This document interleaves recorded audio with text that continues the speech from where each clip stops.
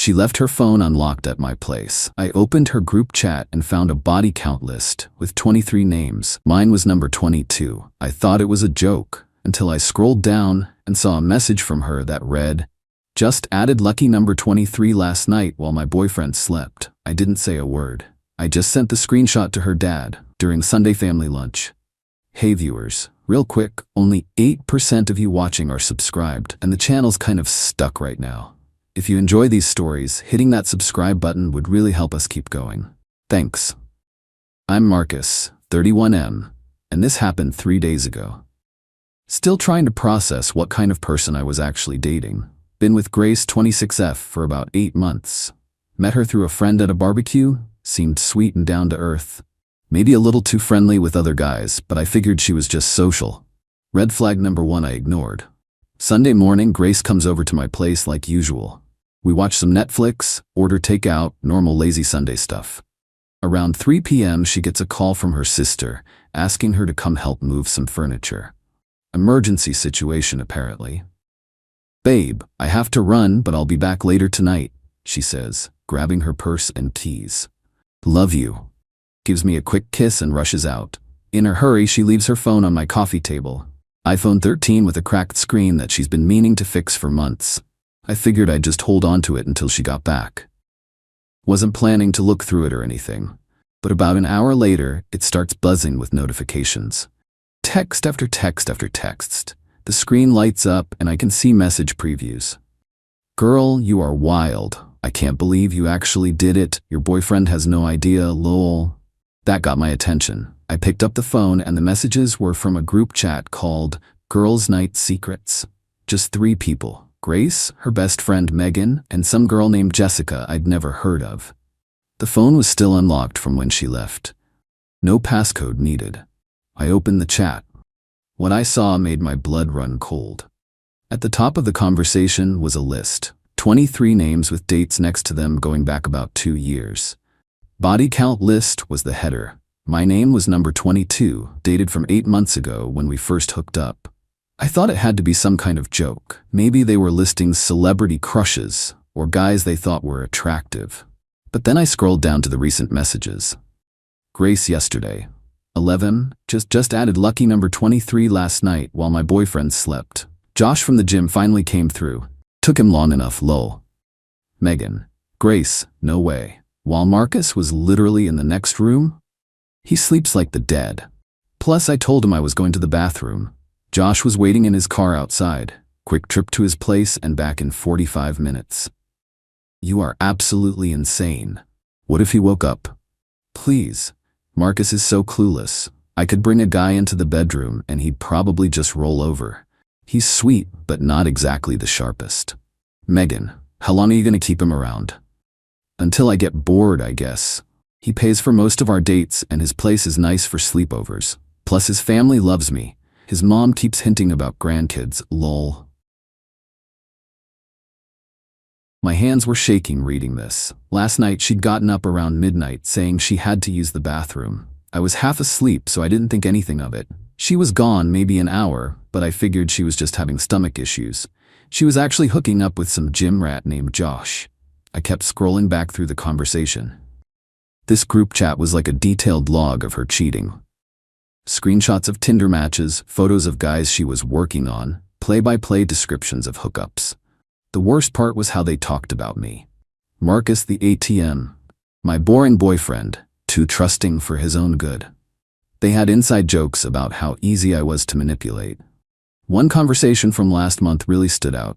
Grace, Marcus wanted to make dinner reservations for our 6-month anniversary. So cute and pathetic at the same time. Megan, are you gonna let him? Grace, obviously, free expensive dinner.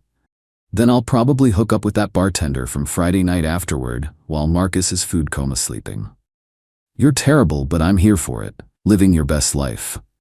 Grace, life's too short to be tied down to one guy, especially one who thinks holding hands is adventurous. The messages went on and on.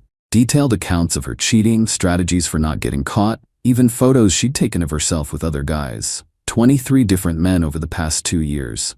My first instinct was to call her immediately and go nuclear. But something stopped me. These girls thought I was stupid and harmless.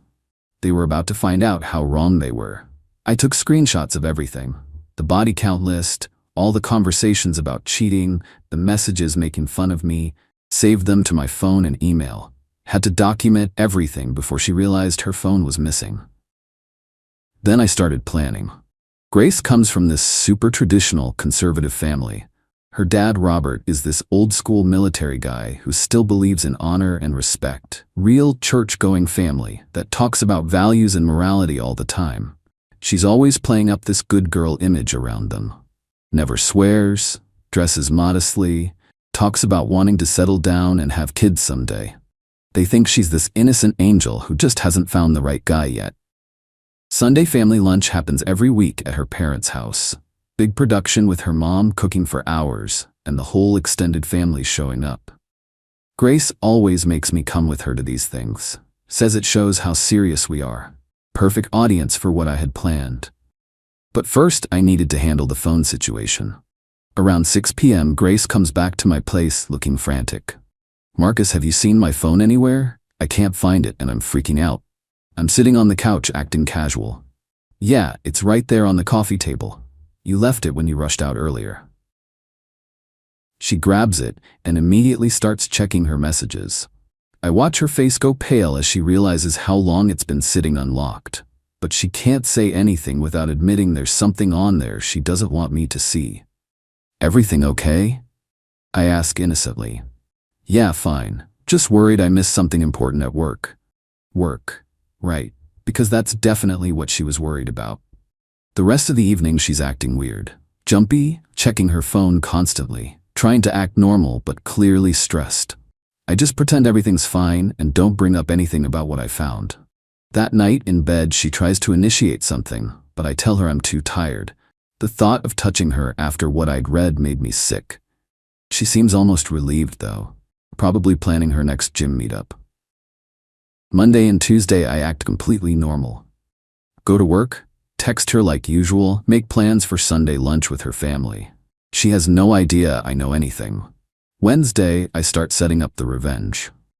First, I create a fake email account and send myself all the screenshots from a generic Gmail address. Make it look like someone else discovered this information and sent it to me anonymously. Then, I do some research on this Josh character. Turns out he works at the same gym Grace goes to. Personal trainer, exactly the type of guy she'd go for. Has a girlfriend too, according to his Instagram. Perfect. Thursday, I casually ask Grace about Sunday lunch. "Your dad still want me to bring that craft beer he liked, the IPA from the brewery downtown?" "Oh yeah, he'd love that." "You're so thoughtful, Marcus. My family adores you. If only they knew what their precious daughter was really up to." Friday comes and Grace seems back to her normal manipulative self. Probably thinks she's in the clear since I haven't said anything about the phone. We go out to dinner and she's extra affectionate. Probably trying to make sure I'm still under her thumb. "You know I love you, right?" she says over dessert. "Love you too," I reply. Amazing how easy it is to lie when you've learned from the best. Saturday night she stays over. Around midnight she gets up to use the bathroom again. This time I'm ready. I pretend to be asleep, but I'm watching everything. She grabs her phone and keys and sneaks out. Gone for an hour and 20 minutes this time. Comes back and slips into bed like nothing happened, has the nerve to cuddle up next to me. Sunday morning arrives. Game time. We drive to her parents' house together. Big colonial in the suburbs with the perfect lawn and American flag flying out front. Her mom Janet answers the door with a huge hug for both of us. "Marcus, so good to see you, sweetie." Robert's in the kitchen working on his famous ribs. The whole family's there. Parents, grandparents, 2 uncles with their wives, Grace's teenage sister Emma, even the family priest Father Martinez, who always comes for Sunday lunch. Perfect audience. We're sitting around the dining room table eating when I make my move. Robert is talking about his golf game. Everyone's relaxed and happy. Grace is playing the perfect daughter role, helping her mom serve food and making small talk with the grandparents. I pull out my phone and pretend to check an email. Oh, weird, I got this strange message. Someone sent me some photos anonymously. Grace tenses up immediately, but tries to play it cool. "What kind of photos?" Robert asks. "I'm not sure," says it's about Grace. Probably spam or something. Let me see, Robert says, reaching for my phone. I hand it over with the screenshot already pulled up. The body count list in all its glory, with Grace's name clearly visible at the top. Robert's face goes through about 5 different expressions in 3 seconds. Confusion, disbelief, recognition, then pure rage. What the hell is this? The entire table goes silent. Janet drops her fork. Even Father Martinez looks uncomfortable. Robert, what's wrong? Janet asks. Instead of answering, Robert stands up and shows the phone to Janet. Her reaction is even worse. She actually gasps and covers her mouth with her hand. Grace Marie Thompson. Robert's voice is dead calm, which somehow makes it scarier than if he was yelling. Would you like to explain this list? Grace is white as a sheet. I don't know what that is. Someone probably faked it, or... There are 23 names on this list with dates. Your name is at the top. Robert scrolls down and his face gets even redder. And there are messages here about cheating on Marcus while he was sleeping. The room explodes. Grandma Thompson actually faints and has to be helped to the couch. Uncle Mike starts swearing until Father Martinez tells him to watch his language. Emma asks what a body count is and gets shushed by 3 different adults. Janet is crying. Grace, how could you? We raised you better than this. It's not what it looks like. Grace is full panic mode now. Someone hacked my phone or stole my identity or something. Marcus, you have to believe me. I just sit there eating my potato salad like nothing's happening. Marcus, Robert turns to me. When did you get this message? About 10 minutes ago. Came from some anonymous email address. I thought it had to be fake, but I trail off and shrug. The metadata shows these screenshots were taken 3 days ago, Robert says. He's some kind of IT security guy for the military, so he knows about this stuff. These are real. Grace tries to grab the phone, but Robert pulls it away. Dad, please, you don't understand. I understand perfectly. You've been living a lie for the past 2 years, cheating on every boy who was foolish enough to trust you, laughing about it with your friends. Father Martinez clears his throat. Perhaps we should discuss this privately as a family. No, Robert says firmly. Marcus deserves to hear this, since he's apparently victim number 22 on my daughter's conquest list. The humiliation on Grace's face is beautiful. Her perfect family image completely destroyed in front of everyone she cares about. How many of these boys did you bring to church with us? Janet asks through her tears. How many times did you sit in those pews holding their hands while lying to their faces? Mom, it's not that simple. 23 men. Robert explodes. 23! Do you have any idea what this makes our family look like? What this makes you look like? Uncle Mike jumps in. Robert, calm down. You're scaring the kids. Good. Maybe Emma needs to see what happens when you throw away your values and self-respect. Emma, who's 16, looks absolutely mortified. Grace, is this real? Did you really cheat on Marcus? Emma, don't listen to them. Answer your sister, Robert demands. Grace just breaks down crying, which everyone takes as confirmation. I decide this is the perfect time to twist the knife a little deeper. Grace, I say quietly, getting everyone's attention. Is Josh from the gym on this list? Her crying stops immediately. The look of pure terror on her face tells everyone exactly what they need to know. Who's Josh? Robert asks. Someone she's been seeing behind my back. She was with him Friday night while I thought she was helping her sister move furniture. That was actually a lie. She was helping her sister Friday. But the family doesn't know that, and Grace can't correct me without admitting to all the other times. Robert looks like he's about to have a stroke. You brought men into our home? While lying to this family? Dad, I never brought anyone here. But you lied to us. Every Sunday for months you've sat at this table playing the devoted girlfriend while cheating behind Marcus's back. Janet suddenly stands up. I can't listen to any more of this. Grace, go to your room. Mom, I'm 26 years old. Then act like it. Go upstairs right now before your father says something we'll all regret. Grace looks around the table desperately. No one will make eye contact with her except me. I give her a little smile and a wave. She runs upstairs sobbing. The aftermath is awkward but satisfying. Everyone keeps apologizing to me. Father Martinez offers to counsel us through this difficult time. The grandparents keep shaking their heads and muttering about moral decay. Robert walks me outside after lunch. Marcus, I am so sorry. We had no idea she was capable of something like this. It's not your fault, Robert. I'm just glad I found out now instead of after we got married or something. Are you going to be okay? I'll be fine. Honestly, I'm more disappointed than surprised. There were signs I probably ignored. You seem to be handling this remarkably well. What's the point of getting emotional? She made her choices. Now she gets to live with the consequences. Robert nods approvingly. You're a good man, Marcus. She didn't deserve you.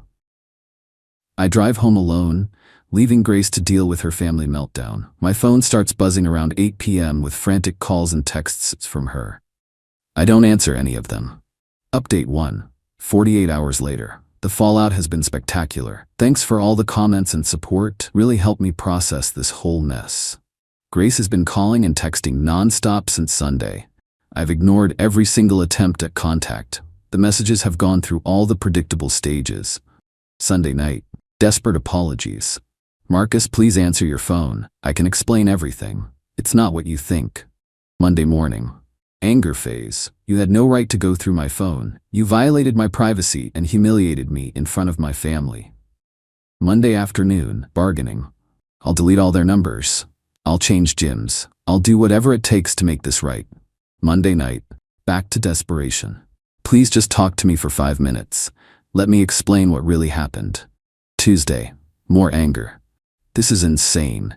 You're destroying my life over some stupid messages that were mostly jokes anyway. I haven't responded to any of it, but other people have been very chatty. Megan called me Tuesday morning. Apparently Grace gave her my number months ago in case of emergencies. Marcus, hi, this is Megan, Grace's friend. She's really upset and asked me to call you. What can I do for you, Megan?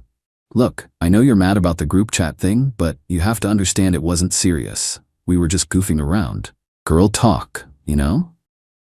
Girl talk about her cheating on me with 23 different guys? Long pause. Okay, when you put it like that, it sounds bad, but she really does care about you. She's just young and confused. She's 26 years old. That's not young and confused, that's adult and making choices. She made mistakes, but she wants to fix things. Can't you give her another chance? Megan, I'm gonna ask you something, and I want you to be honest. How many of those 23 guys happened while she was with me? Another pause. I don't know the exact timeline. Guess. Maybe 4 or 5. So she cheated on me at least 5 times that you know about, and you think I should give her another chance. People make mistakes, Marcus. Cheating once is a mistake. Cheating 5 times while keeping a trophy list is a pattern. Thanks for the call, though. I hung up. Tuesday afternoon, I get a call from an unknown number. It's Josh from the gym. Is this Marcus? Grace's boyfriend? Ex-boyfriend as of Sunday. What do you want, Josh? Look, man, I had no idea she was in a serious relationship. She told me you guys were just casually dating and seeing other people. Of course she did. When did you two first hook up? About 3 weeks ago. She said you knew about it and were cool with it. Liar. But I already knew that. Josh, I'm going to save you some trouble. Grace has been with at least 23 different guys in the past 2 years. You're just the latest. She keeps a list. Are you serious? Dead serious. Check her phone if you don't believe me. Group chat called Girls Night Secrets. Holy crap, I thought she was different. Yeah, she's different, all right. Good luck with that.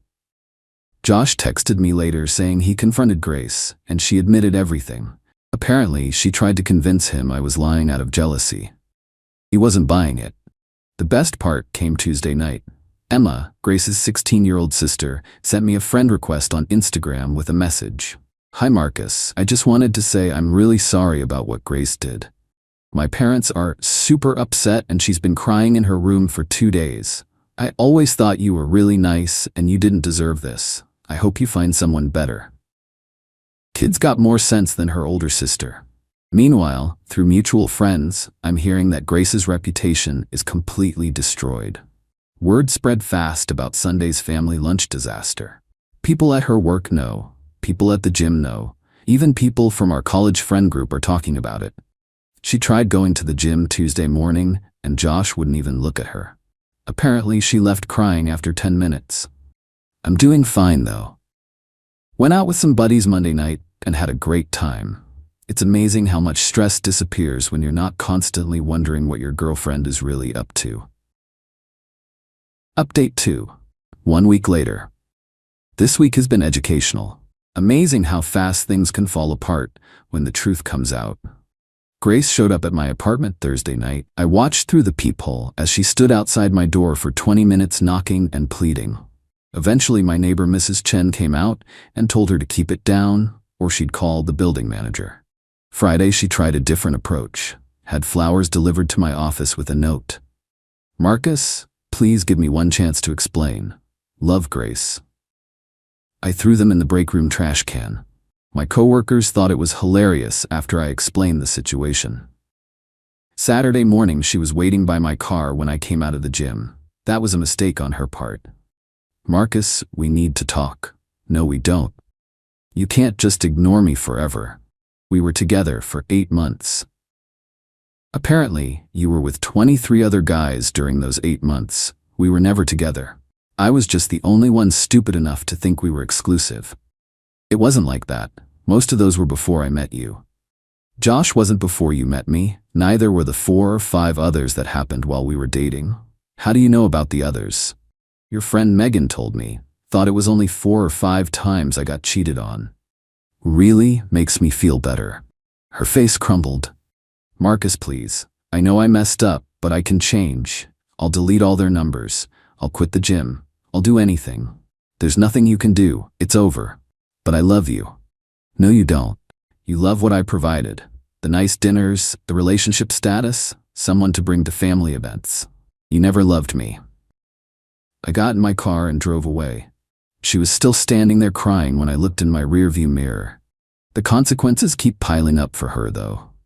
Found out Monday that she got fired from her job at the marketing firm. Apparently, her boss heard about the situation and decided she was too much of a liability for client relationships. Her gym membership got revoked after she caused multiple scenes trying to confront Josh. Turns out, other female members complained about her aggressive behavior. The family situation is nuclear. Through Emma's Instagram stories, I can see that Grace wasn't invited to Grandma's birthday party this week. First family event she's missed in years. Robert unfriended her on Facebook, and Janet took down all the family photos that included her. Even posted a passive-aggressive quote about children who disappoint their parents. Harsh but fair. Best part happened Tuesday.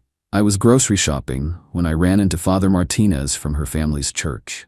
"Marcus, how are you holding up, my son?" "I'm doing well, Father. Thanks for asking. I've been praying for you during this difficult time. Such a shock for everyone." "I appreciate that. Just glad I found out when I did." "Robert tells me you handled the situation with remarkable grace. Not many young men would have stayed so calm. Getting angry wouldn't have changed anything. Better to just accept reality and move forward." "Very wise. You know, Grace hasn't been to Mass since last Sunday. I think the shame is eating at her." "Good. Maybe she'll actually learn something from this. I hope she finds her way back to the right path eventually." "As do I. But between you and me, her parents are considering asking her to move out. They're worried about the influence on Emma." Couldn't happen to a nicer person. Final update, 6 weeks later. Time to wrap this up. It's been about a month and a half since I discovered Grace's body count list and nuked her life from orbit. The aftermath has been everything I hoped for and more.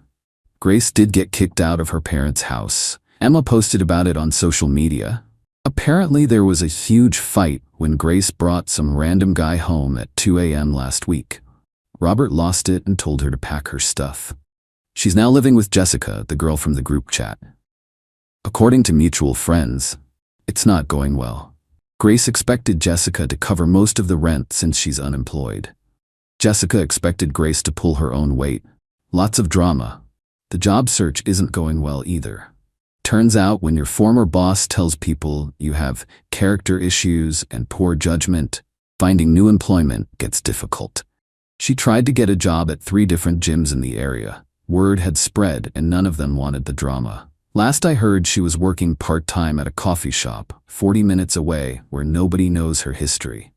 The social consequences have been brutal too. Our entire friend group dropped her after the story got out. Nobody wants to be associated with someone who keeps trophy lists of their conquests. Even Megan distanced herself. Apparently, keeping detailed records of cheating was too much even for her enabling tendencies. 2 weeks ago, Grace tried one final desperate move. She showed up at my office building at 5 p.m. when I was leaving work.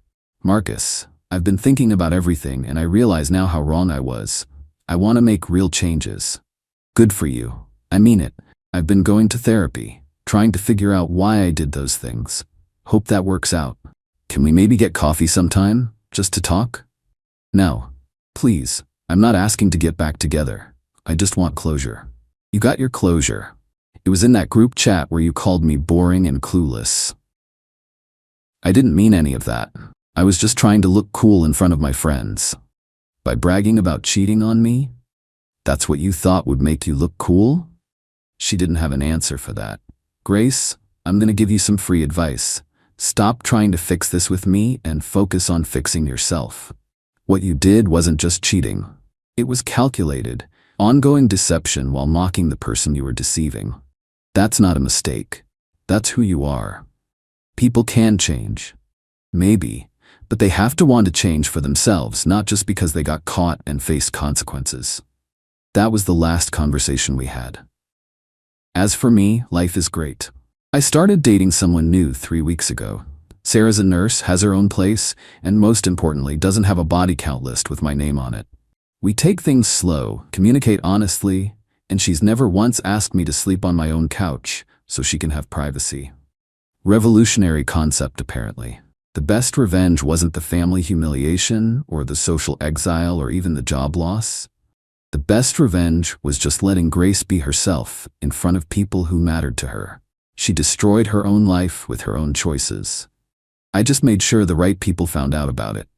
Sometimes the perfect revenge is just holding up a mirror and letting people see who they really are.